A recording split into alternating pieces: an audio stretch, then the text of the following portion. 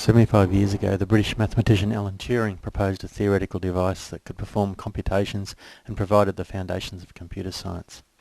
This is a Minecraft implementation of a Turing machine. Here it is running Turing's first example program, simply writing a sequence of symbols to the tape. I have 3 block pairs for each symbol. For this program, all the glass down represents a blank, just the middle block down represents a 0, and the outside blocks down represent a 1. The program writes the sequence blank, 0, blank, 1 and repeats. In theory, the tape extends to infinity, but Minecraft isn't quite that big. So I've looped the tape around and joined it behind the machine. Each tape position can hold one of 8 different symbols, including the blank.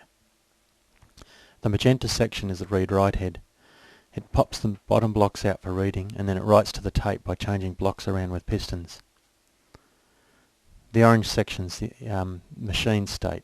There are 4 latches allowing up to 16 possible states. I usually reserve 0 as the halt state. And this blue section is the action table, which is the program that defines the state transitions and the resulting actions on the tape. This Turing machine has enough capacity to implement a universal Turing machine, but for a more practical demonstration I've coded a program that looks for palindromes. I've encoded a sequence of symbols G, A, A, T, T, C representing DNA nucleotides. The program's looking for reverse complement pairs at each end of the sequence.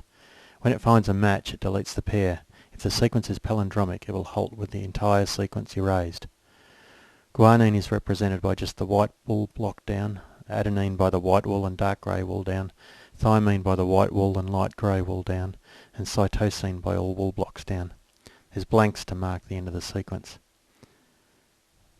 I've just erased the guanine and now we're searching to the other end of the sequence looking for the matching cytosine.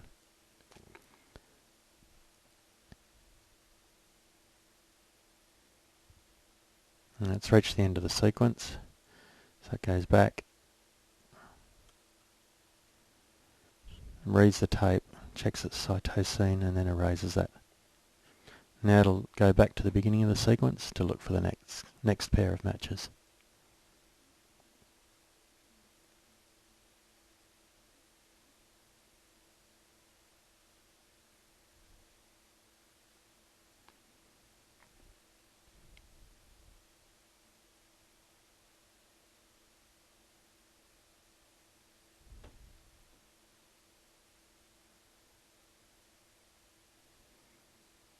And it's found the beginning of the tape, so it'll advance to the next symbol.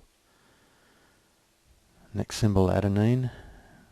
It erases that, and then it will go back to the other end of the sequence and look for the matching thymine.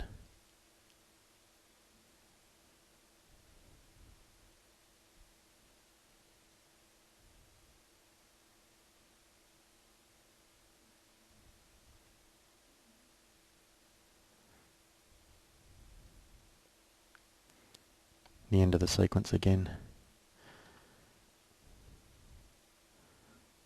Finds the thymine and erases that.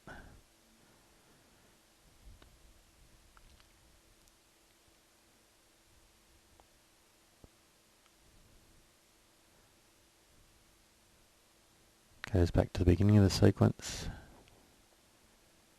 Sees the blank.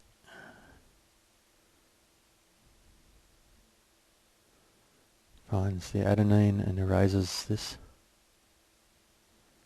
and advances to the end of the sequence.